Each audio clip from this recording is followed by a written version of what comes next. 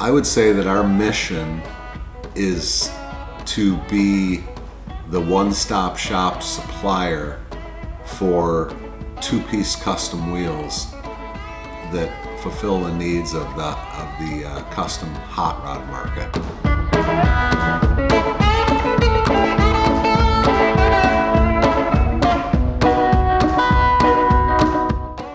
I've been with the company since its inception back in 1995, and I was in sales at that point. Helped to develop the market for the two-piece rim, and with our initial manufacturing method, getting that all set up. So I was in sales for about 10 years at that point, and then I was gone from the company for a few years, and then started consulting for the new owners. And a few years after that, I had the opportunity to buy the company. So that was about 11 years ago. And since then, I've focused on redeveloping the product, the manufacturing methods to improve the quality, improve the productivity. And we have created considerable amount of new products since then, and new sizes to grow our opportunities in the market.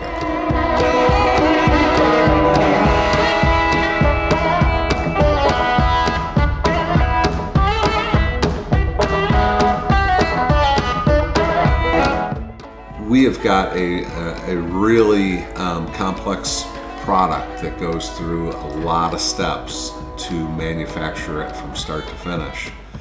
And with producing 100 sizes and keeping them in stock, we've had to, essentially, the way I like to describe it, is do open heart surgery on a tennis player while he's playing tennis.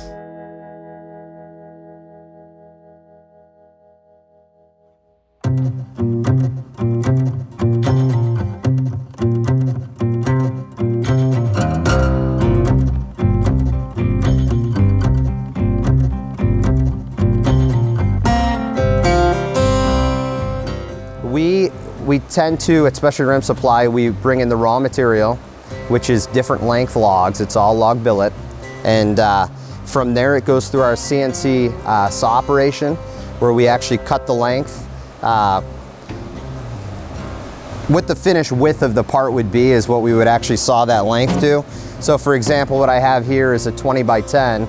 This is actually the length that you would saw that to for that product. From there, we actually put an ID hole directly into the center of the log, as you can see here. And that is done with massive twist drills on a horizontal manual machine. It would then go through another process that we heat the part up to around 1,000 degrees Fahrenheit. So from the point when it enters the oven to the point when it comes out the back side of the oven, that's about a 45-minute heat. The part itself is around 700 degrees. It would then go to what's really proprietary in our operation, which is the ring expansion. We would then grow that part to a set outer diameter and set inner diameter that we need so that it can properly locate on our tooling that we have in our spinning division. So when people are coming through and seeing the, getting a tour and seeing the whole operation, the spinning is really the meat and potatoes of what we do here. Seeing the part, like I said, start from a log billet to when it's expanded to the size that I need. As it is pushed onto the tooling, we have 4-axis spinning that actually comes in to locate the part and then starts to flow that metal over the different profiles that we have of the tooling to create what you see here. A couple operations that follow that is a trimming operation and then a CNC cleanup. So that can be done on the spinning operation. It can also be brought back over to our other facility that we're at right now and put on these CNC machines where they're located and fixtured, and then we turn the whole OD of the part that would virtually be sent out to the customer. That's either polished at that point or it's sent out for paint. Many options, just depending on what the final consumer is looking for their application, for their custom ride.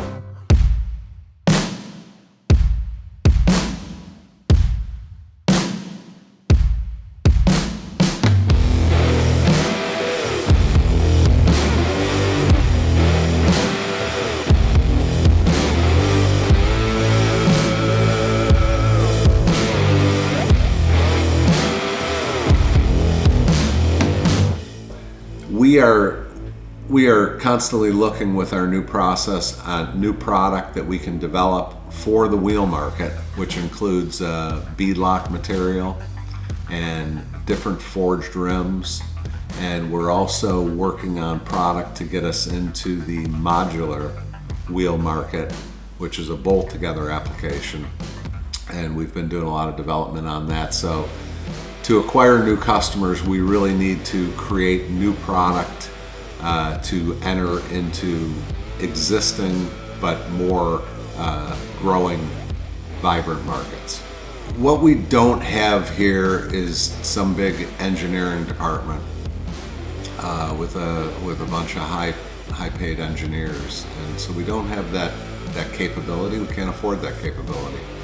So what we do is we try to really empower everybody to think outside the box. And I'll try to give people a bigger vision and help everyone come together with ways that we can make that happen.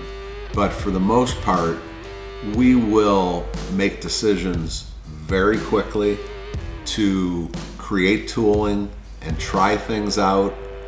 And we will, sometimes in a matter of days, sometimes in a matter of weeks, we will be experimenting, and I'll be right on the floor getting dirty, trying these things out to either, if we're real lucky, have some great success right out of the gate. But most times we're learning a little bit that we can add to the next piece.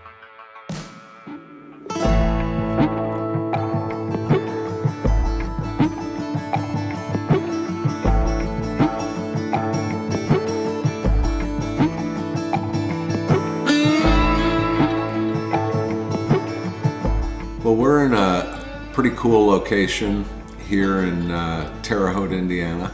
The building that our office and part of our manufacturing is in was originally the Champagne Velvet Brewery back at the turn of the century.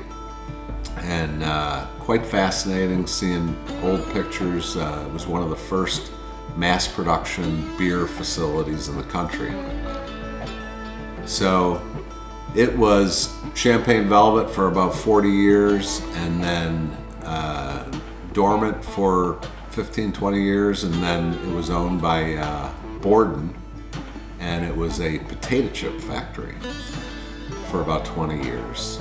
And then in the mid-90s, we took it over and have been producing rims in it ever since. Well, Made in America is extremely important to me, and I am incredibly proud to be manufacturing a product that I can say is made in the USA, proudly made in the USA.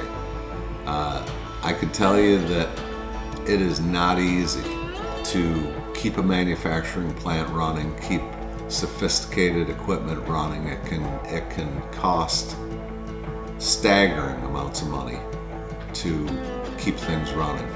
It's difficult most of the time with employees. However, to have a company that has an impact on a lot of employees and a lot of families that depend on this company to make a living, take care of their families, that's a good feeling. And we all proudly work together, and everybody who works here has a great pride that they're making such an important product right here in the United States.